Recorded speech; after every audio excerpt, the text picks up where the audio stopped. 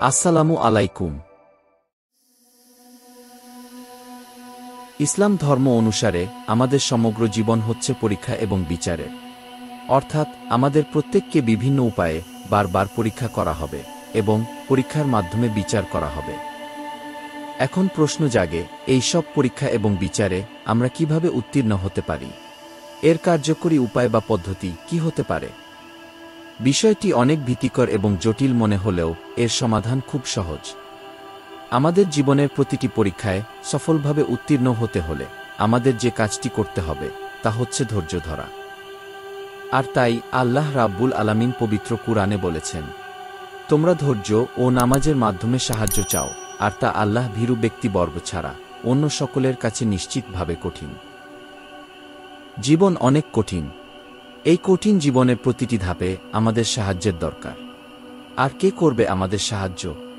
উত্তর, মহান সৃষ্টিকর্তা আল্লাহ রাব্বুল আলামিন। আর আমরা কিভাবে উনার সাহায্য প্রার্থনা করব?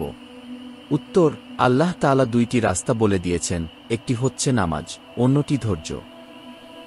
মা আয়েশা রাদিয়াল্লাহু তাআলা আনহু বলেছেন, যখনই প্রিয় নবী মুহাম্মদ সাল্লাল্লাহু আলাইহি ওয়াসাল্লাম সমস্যায় পড়তেন, কিছু উনাকে বিরক্ত করত, তখনই তিনি নামাজের জন্য ছুটে যেতেন। নামাজ উনাকে শান্ত করত, নামাজ উনার সকল সমস্যা, ভীতি এবং হতাশাকে জয় করতে সাহায্য করত। তাই আল্লাহ তাআলার সাহায্য পাওয়ার সবচেয়ে উত্তম দুটি মাধ্যম হল ধৈর্য এবং নামাজ।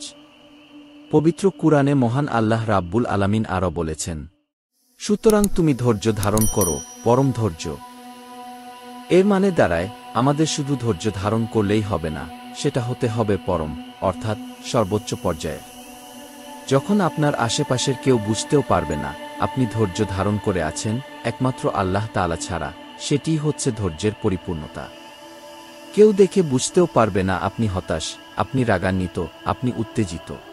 এগুলোকে আপনি এমনভাবে আয়ত্ত করে ফেলেছেন যে একমাত্র আল্লাহ তাআলা জানবেন আপনার অন্তরের অনুভূতির কথা, কিন্তু উনার অন্যান্য সৃষ্টি তা বুঝতেও পারবে না, আর সেটিই হচ্ছে পরম ধৈর্য।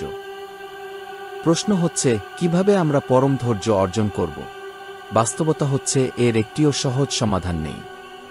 নিয়মিত রোজা রেখে আমরা আমাদের ধৈর্য শক্তি বৃদ্ধি করতে পারি, কিন্তু সবচেয়ে উত্তম উপায় হচ্ছে আল্লাহ তাআলার কাছে ধৈর্য চাওয়া।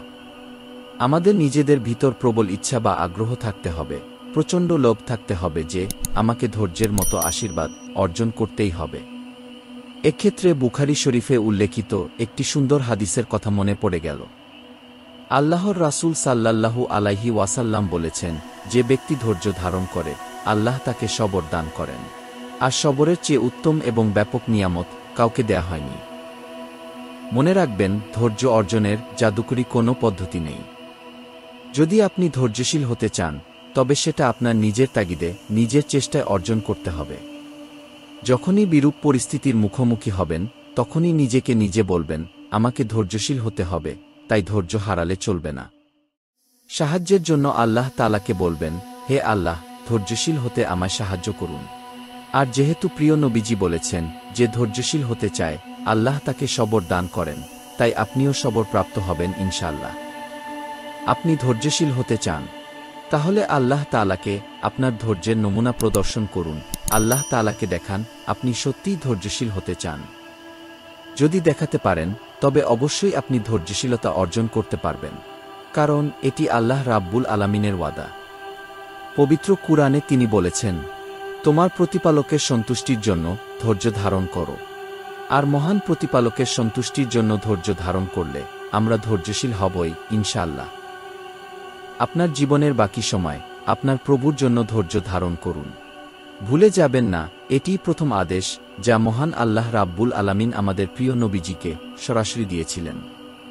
আমাদের অবশ্যই অনুধাবন করতে হবে, ধৈর্য সরাসরি আল্লাহর পক্ষ থেকে আসে, কারণ উনার ৯৯টি নামের একটি হচ্ছে আস-সবুর, যার অর্থ পরম ধৈর্যশীল। তাই আস-সবুরের কাছে ধৈর্যের জন্য প্রার্থনা করুন, সাহায্য চান। আর জেনে রাখুন, উনি আমাদের খালি হাতে ফেরত পাঠাবেন না, কারণ আমরা কিছু চাইলে উনি আমাদের খালি হাতে ফেরত পাঠাতে লজ্জা অনুভব করেন।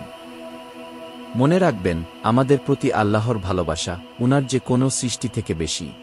আর তাই আমরা সৃষ্টির সেরা জীব, এবং প্রিয় নবীজি বলেছেন, যা কিছু ঘটে তা আমাদের ভালোর জন্যই ঘটে, এমনকি আমরা তা বুঝতে না পারলেও। আসুন ধৈর্যের মতো এমন একটি মহৎ গুণ আমরা আয়ত্ত করার চেষ্টা করি, কারণ বাস্তবে ঈমান এবং সবর একে অপরের সাথে সম্পৃক্ত। যার সবর আছে তার ঈমান পরিপূর্ণ, আর যার সবর নেই তার ঈমান অপরিপূর্ণ।